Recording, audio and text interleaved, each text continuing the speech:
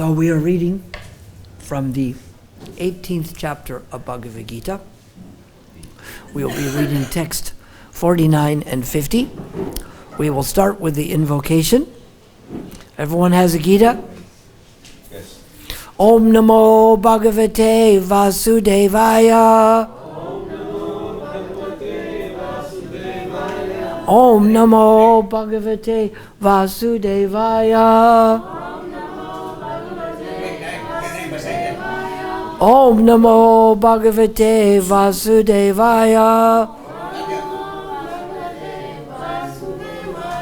Om Namo Bhagavate Vasudevaya.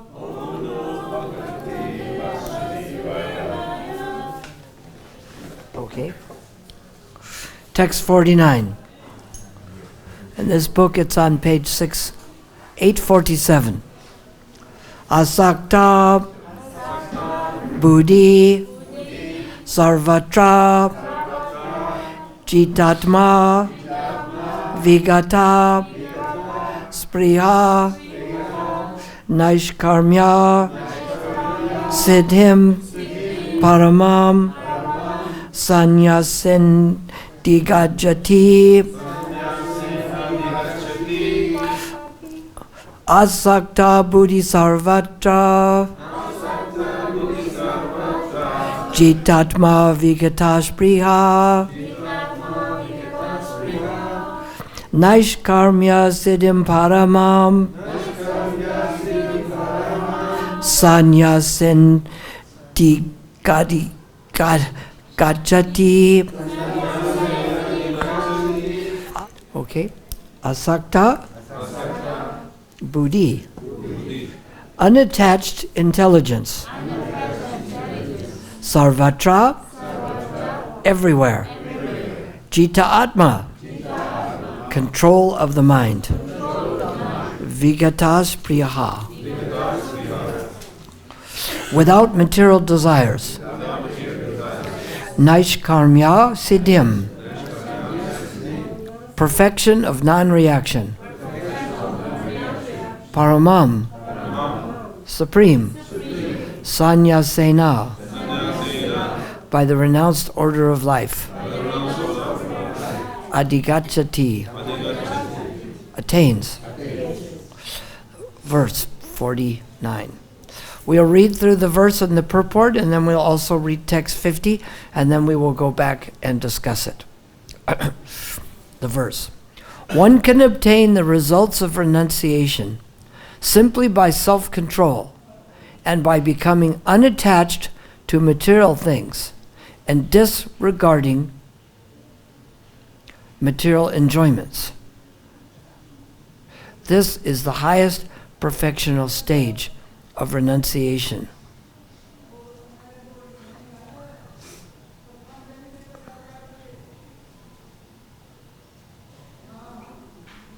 Okay.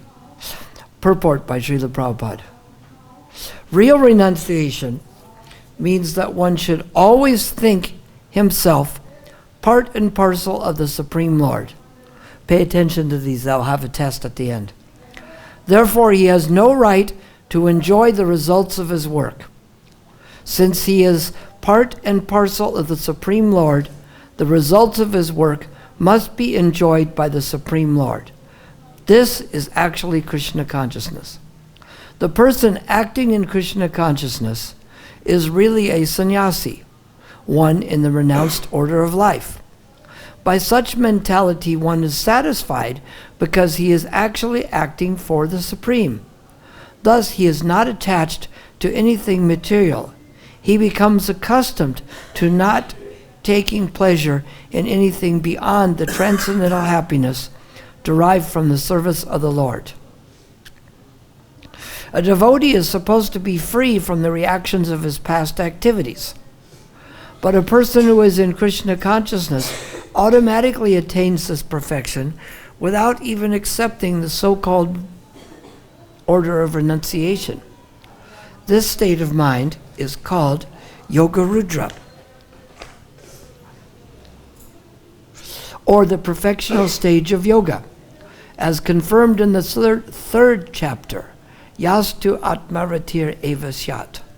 One who is satisfied in himself has no fear of any kind of reaction from his activity. So I'll read text 50. Siddhim prapyo yata brahma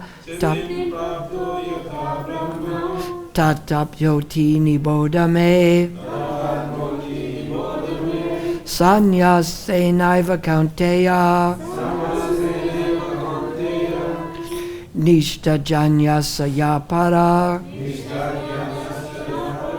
Siddhim, perfection. Prapta, achieving. Yata, as. Brahma, the supreme. Tata, so. Apnoti, achieves. Niboda, try to understand. Me, from me. Samasena, summarily. Eva, certainly. Konteya, O son of Kunti. Nishta, stage. Janasya, of knowledge. Ya, which. Para, transcendental. O son, verse 50. O son of Kunti, learn from me in brief how one can attain to the supreme perfectional stage, Brahman, by acting in the way which I shall now summarize. Purport. The Lord describes for Arjuna how one can achieve the highest perfectional stage simply by being engaged in his occupational duty, performing that duty for the Supreme Personality of Godhead. One attains the supreme stage of Brahman simply by renouncing the result of his work for the satisfaction of the Supreme Lord. That is a process of self-realization. Actual perfection of knowledge is in attaining pure Krishna consciousness. That is described in the following verses, which will be discussed later. So how can one obtain the results of renunciation?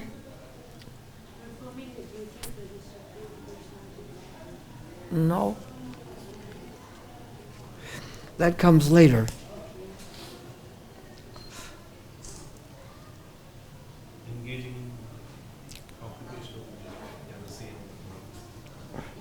Where are you getting this from?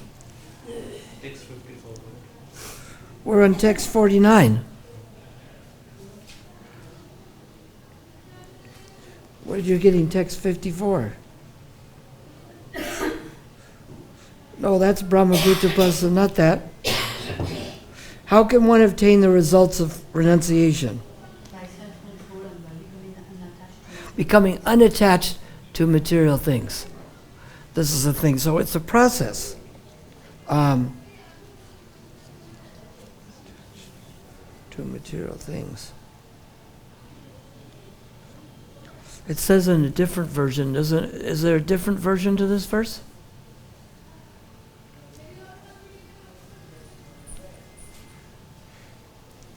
What I read in one is that by practicing renunciation.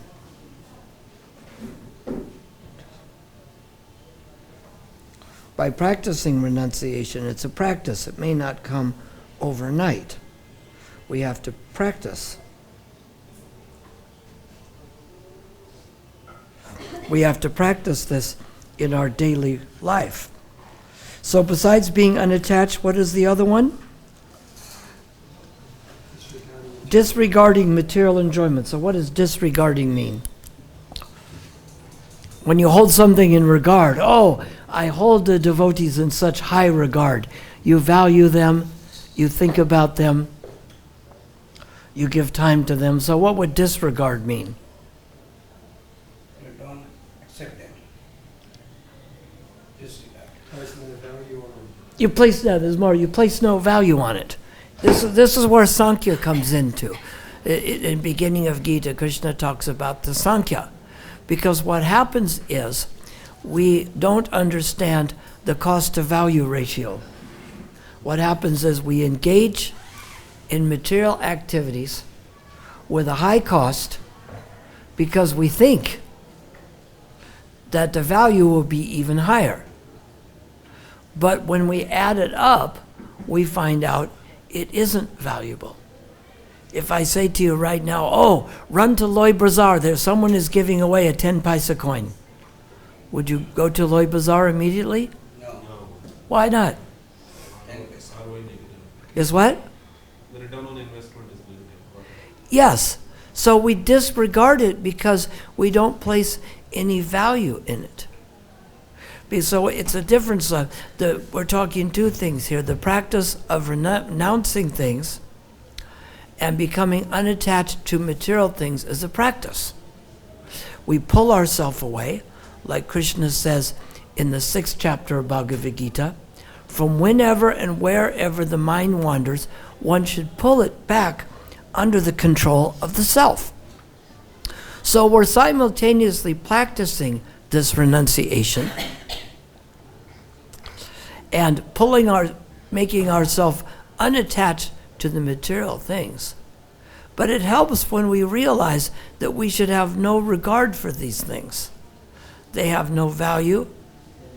They have no importance. We neglect them.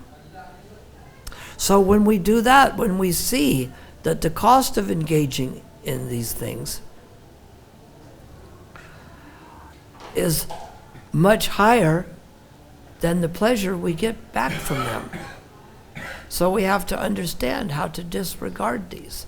It means that if material enjoyment comes to our mind, we don't follow it. If we notice a member of the opposite sex that looks like everything is in the right place, then we look away and chant Hare Krishna. We don't follow them down the street for 1 kilometer, thinking how we might enjoy this person. We realize that there isn't much regard for this enjoyment.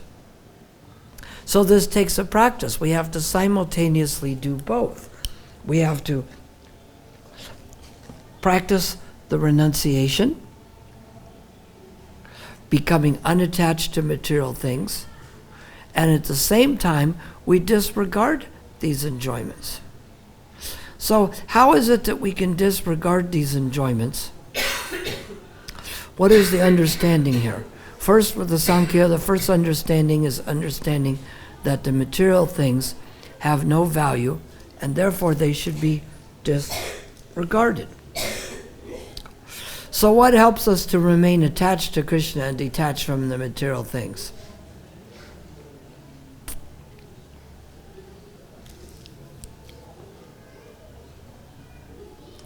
Prabhupada calls it real renunciation.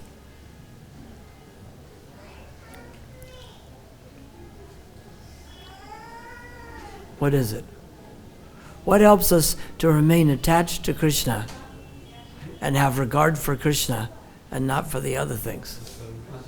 What? Understanding ourselves as part and parcel. That's right. There's the first part of the purport. When we understand that we're part and parcel of Krishna, then we realize these other things have no significance to us. And if we're part and parcel of Krishna, Krishna is the root, and we're the leaves and the branches. But the leaves and the branches don't need the root of the tree, right? You can pick the leaf and leave it out and it'll grow by itself? No, it won't, will it? It has to be connected to it. So these things help us. First, we're practicing renunciation. We realize that we have no regard for these material enjoyments. And by realizing that we're part and parcel of Krishna, we should be concentrating on acting as if we are part and parcel of Krishna. And since we are a part of Krishna, does that mean we work for the results of our activities, or we work to please Krishna? And since we're part and parcel of Krishna, when we work to please Krishna, we are automatically pleased.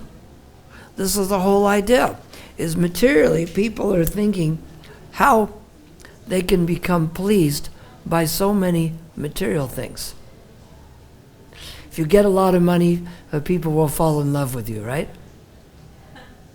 Like if a man gets a lot of money, he will find many women who want to be a companion to his money. Yes? Or the same for a woman. But we find that we are actually a part and parcel of Krishna. And Krishna wants us to come back to him more than we want to go back to Krishna. So we find that Satyanandan Swami was mentioning it in the lecture this morning, that when we turn towards Krishna, we very quickly feel that we are connected. When we're thinking about it as a concept, then we may not feel the connection. But no matter how far we've strayed or at what stage we're at, if we decide to connect with Krishna through the different processes to understand that we are the part and parcel of Krishna, and we work to make Krishna enjoy the result. And then because Krishna is enjoying the result, we become miserable. Is that it? Krishna takes all the pleasure. Like we offer the food to Krishna on the altar, and he eats it all and we starve. Is that what happens? No. Krishna shares it with us. So this is the thing to understand. This is what is identity. People identify themselves as an American or as an Indian or a part of some family. And people suffer an identity crisis when they think that, let's say a child was adopted and didn't know it, and then later on they say, well, we're not your real mother and father. Then they have an identity crisis because they wonder who they really are. So in this world, we're having an identity crisis because we are not realizing that we are part and parcel of Krishna. So we are acting differently than our constitutional position. So as soon as we start acting in that constitutional position, things start becoming more clear.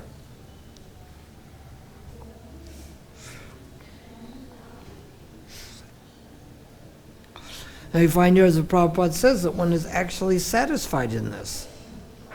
And because of that, he's not attached to anything material. In this world, everybody is struggling to take a few things from someone else so that they can have them. People want someone else's money, someone else's wife, someone else's car. They think they will become happy by all of these possessions. But we find we become satisfied just by serving Krishna. This is what is amazing, is someone can work very hard for Krishna, live in a small room, and they may be a renunciate, they may even not be a renunciate, but they act like a renunciate because they realize that these things are of no particular value, no matter how much you get of them. We think that Krishna says one who sees pebbles, stones, and gold is the same, because they actually have no spiritual value. When we think something is valuable, we become excited by it. But if it's not valuable, it doesn't matter how much. If we get a few leaves from the ground, does that seem very valuable? What if I get a whole bag? How about a metric ton? It's still just a pile of dead leaves. So that's what this material enjoyment is like. It's like a pile of dead leaves.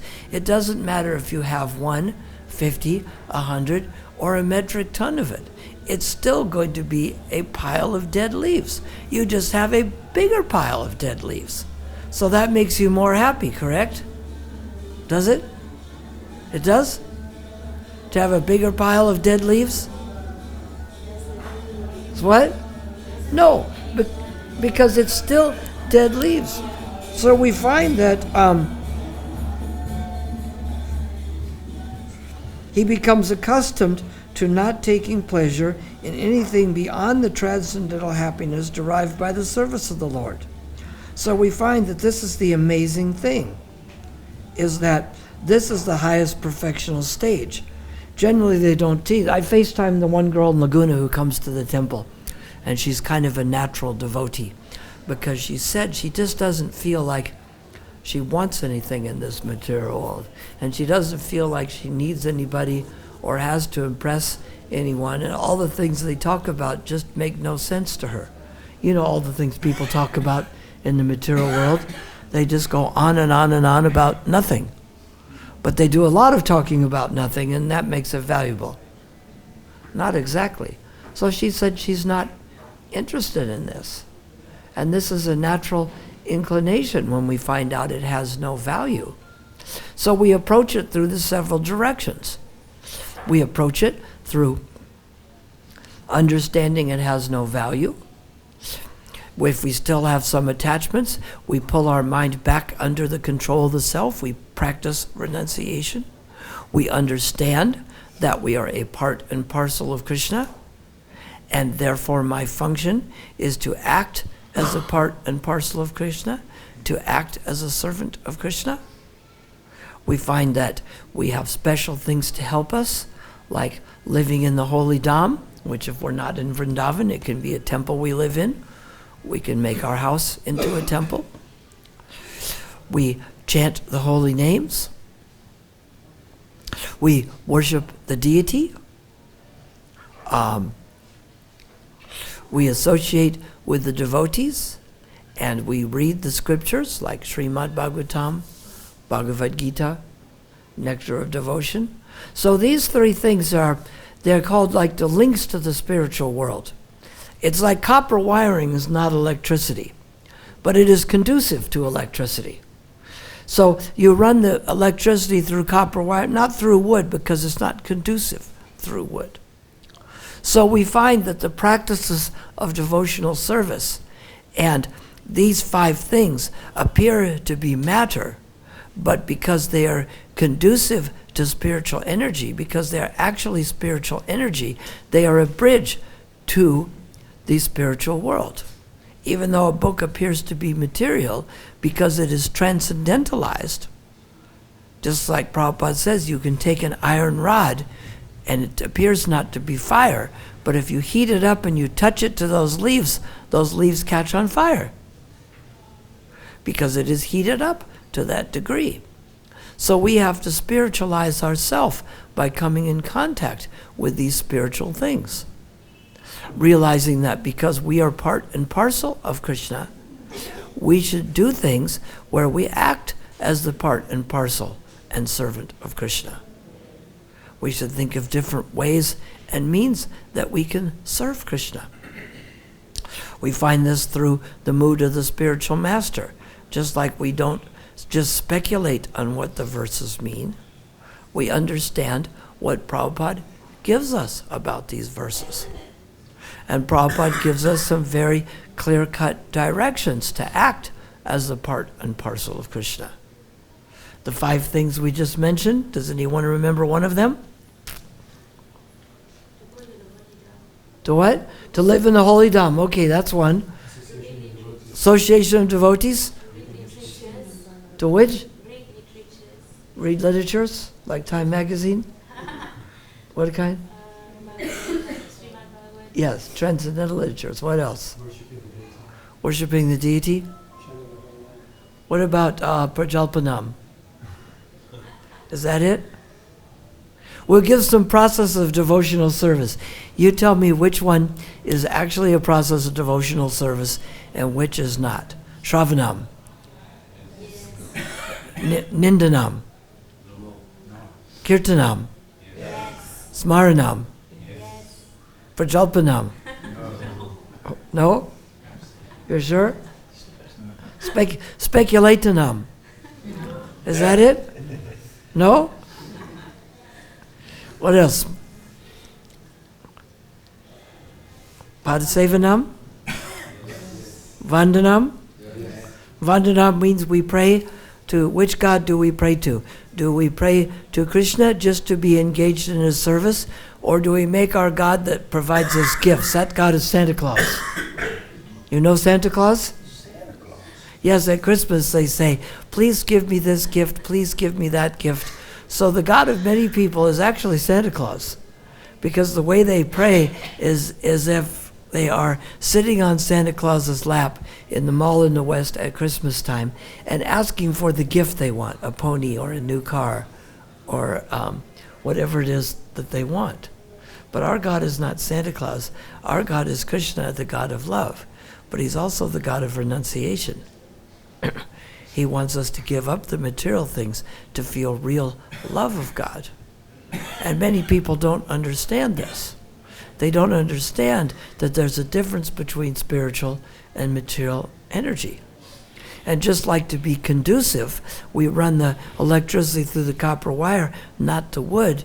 We try to remove the things that are not going to be conducive to our spiritual life. And Krishna said that this is the perfection, is to understand this. Let's see if there's something on verse 50 that will add to this.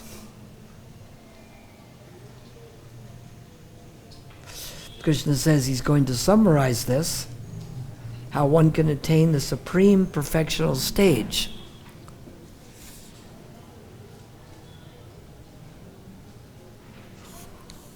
Yeah, that's where you got that. The next verse it says, he can be engaged simply by his occupational duty, performing that duty for the Supreme Personality of Godhead.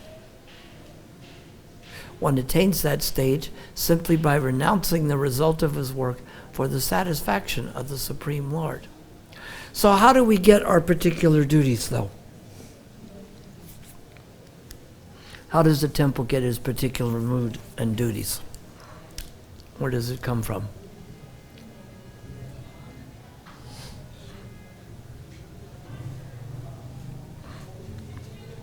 A temple gets a particular direction, but where should it get it from?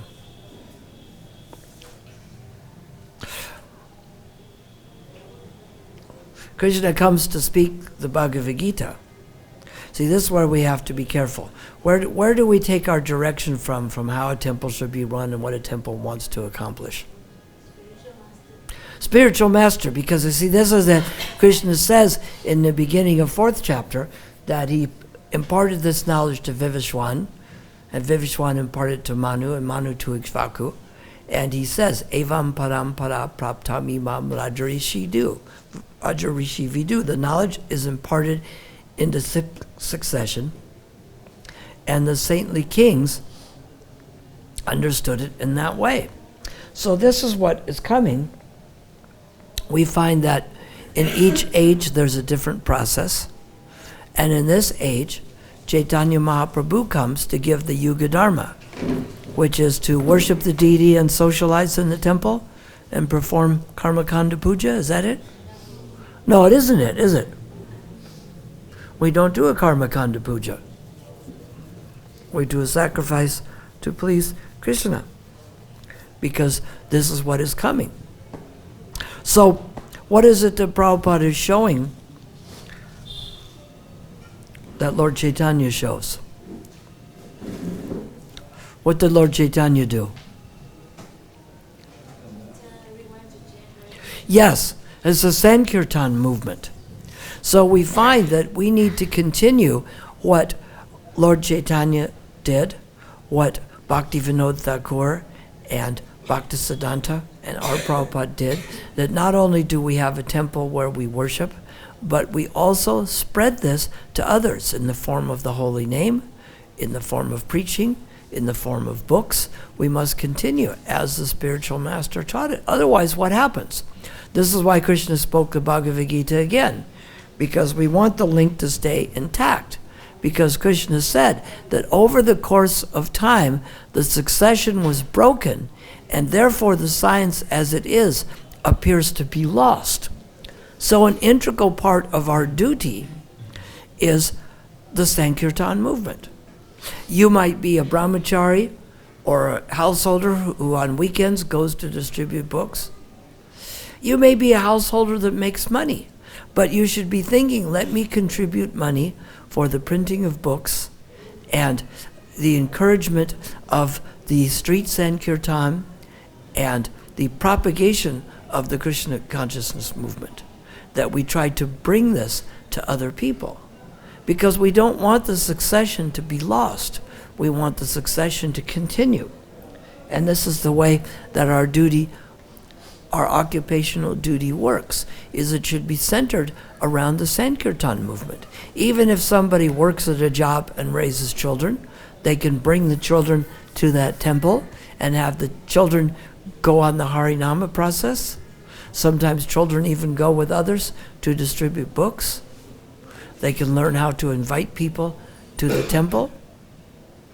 They should think of the importance of this Sankirtan, spreading it to others. Because of course Chaitanya Mahaprabhu came to India. Prabhupada came from India. But it doesn't mean that at a temple we just do something from Indian culture. Otherwise we could have a cricket game instead of having a kirtan, because that's part of Indian culture, right? So what is practiced in India, it might be part of the Indian culture, but we're not practicing it because it's Indian culture. We're practicing it because it's spiritual culture, correct? We don't just merge it all together. We don't have a kirtan and then have a cricket game and then watch a movie from Bollywood.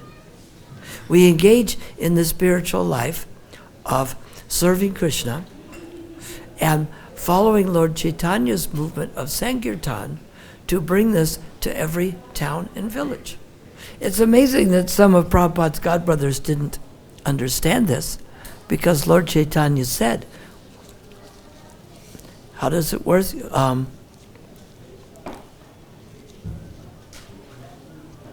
What is the verse Lord Chaitanya says about every town and village? Bhakti-yoga cheyata nargati grama pachara cheyache hoibe mornam. He said that in every town and village, my name will be spread throughout the whole world. Bhakti-yoga, the whole world, right? So some people thought, well, he didn't mean that. But if he says the whole world, what does he mean? You have to figure he means what he says, don't you? He didn't say Bengal. Some of them thought, well, he meant Bengal.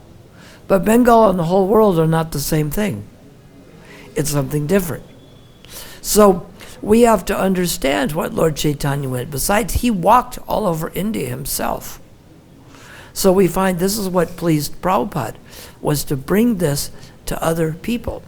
When I was alone in South Africa trying to bring Krishna consciousness there, and I ended up alone, Prabhupada wrote a letter that said, I'm very much pleased at the responsibility you've taken to spread this Krishna consciousness movement at such a young age. So we see, like when we walk in this temple, do we just put deities on display and ask people, give money, without explaining anything to them? We have the deities there, but the deities are dressed nicely as part of the service. Is this part of the Sankirtan movement? Yes, because it attracts people to come and see Krishna.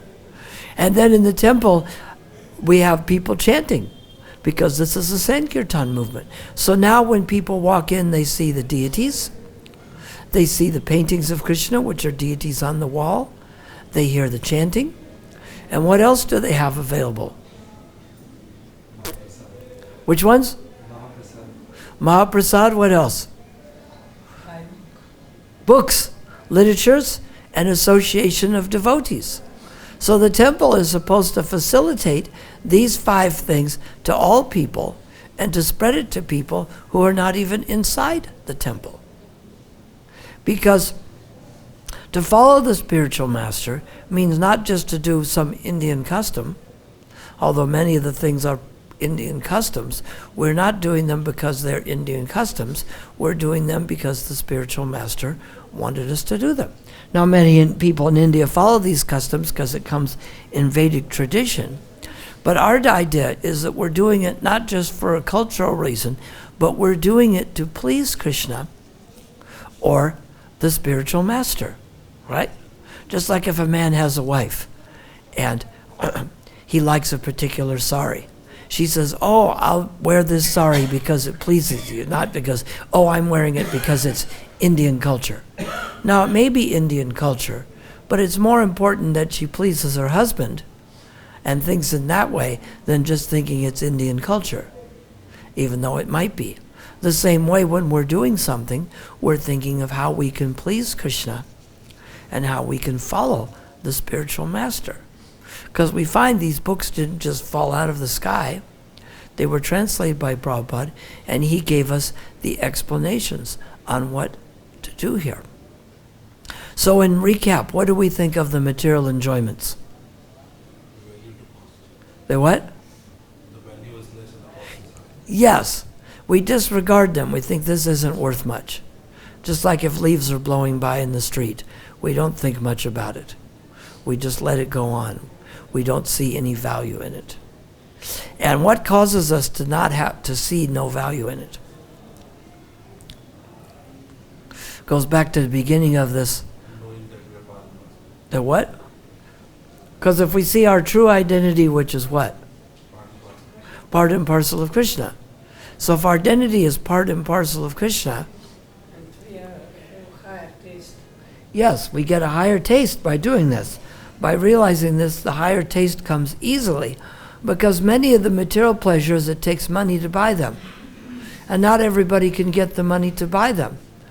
And even when they get the money to buy it, they are not happy with it. So this is the key to this, is to practice renunciation while practicing that I am a part and parcel of Krishna. How can I please Krishna today? If I belong to Krishna, I should be thinking, what can I do to serve the whole? Just like we have organs in the body. We have a liver and a heart and a gallbladder and a spleen, and we have blood and lungs and a brain. But you take, and they all work nicely together as a part of the body. But you don't take it out and expect it to act separately, do you? No, it won't work very well at all. So we understand this through our constitutional position. Are there any questions or comments on these verses? Someone must have something. Yes. My late Guru wrote that song many years ago where he asked the question, is it worth the price you pay, that fleeting moment gain, which in another day will only give you pain? Yes. The material energy, even though we may think, oh no, this isn't worth it, this isn't worth it, this isn't worth it, she's always seemingly producing new and brighter, better packages. Yes. And finally we just think, okay, oh yeah, this one is worth it. So how do we... That's where the Sankhya comes in. It's like Prabhupada lectures on this verse, the 10th verse of the 4th chapter of Bhagavad-Gita. Being freed from attachment, fear, and anger, many great sages have attained transcendental love for me and thus attained to my nature. And Prabhupada, when he's giving a lecture, he says we think of enjoy it this way or that way. Or we go to see if there's any material enjoyment. But we should realize it's all the same thing, just in different packaging. Plus, if we have this transcendental pleasure by service, but we also have to keep reminding ourselves, we have to be on guard, that just because the packaging looks different, the products come new, improved product, but it's the same thing inside. Prabhupada says they go off to see if there would be enjoyment, but why would there be any enjoyment there? So we have to remind ourselves, if in all the times in the past we thought something material looked good and it turned out to be poison in the end, why would it be any different this time? Didn't Einstein say that insanity was to do this thing, same thing, but expect you get a different result? So if you engaged in something material and it made you unhappy, next time it'll make you happy? Where's the evidence to support such a thing? It won't make you happy next time. Next time you'll be just as miserable, maybe even worse. So we have to remember what worked and what didn't work. And by realizing we're the part and parcel of Krishna, and it helps, we don't just read one page of Bhagavad Gita and that's it. We continue to read the instructions of Krishna and the purports by Prabhupada in the Bhagavad Gita. No matter how much we know, there's always something more to know. And no matter how little we know, a little bit will help us. So we have to keep ourselves armed with the sword of knowledge and the sword of detachment. We have to keep reading more and more and understanding. And when we read about Krishna's pastimes, we feel more pleasure than thinking about the material pastimes. That must work for you, yes? Any other comment? Yes?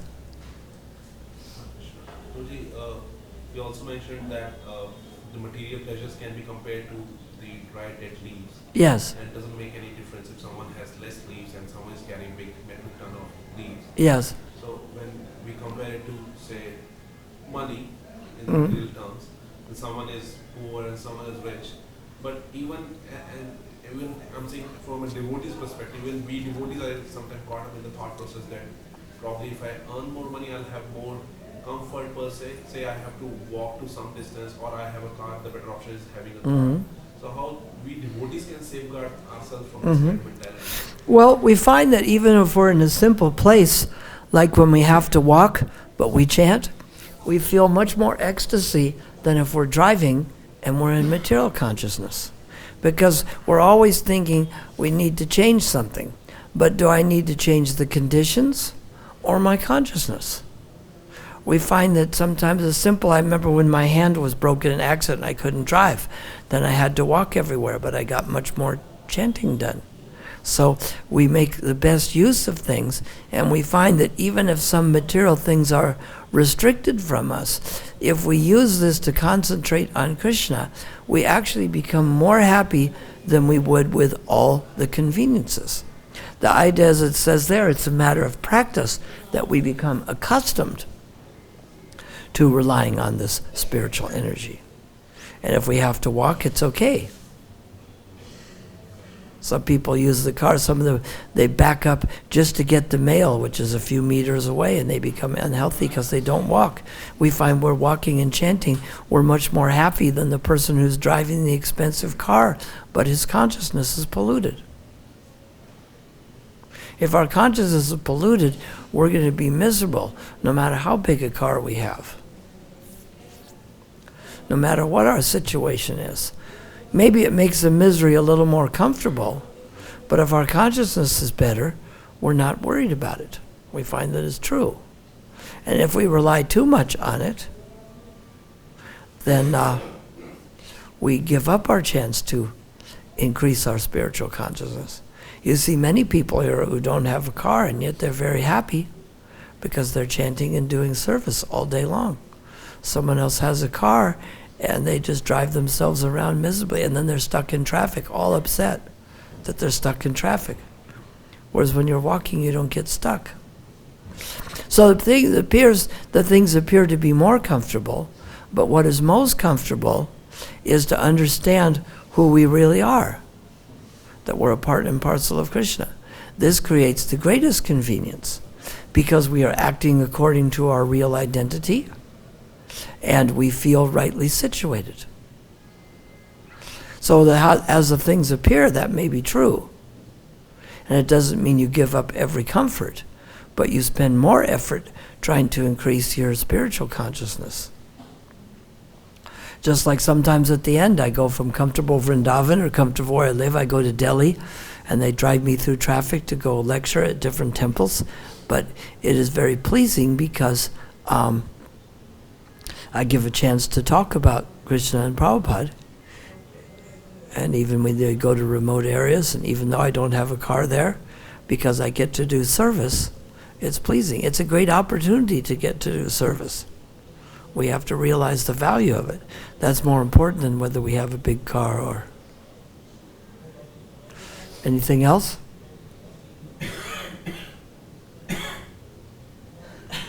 No question today? Wow. I guess we can end there then. All right. Hare Krishna.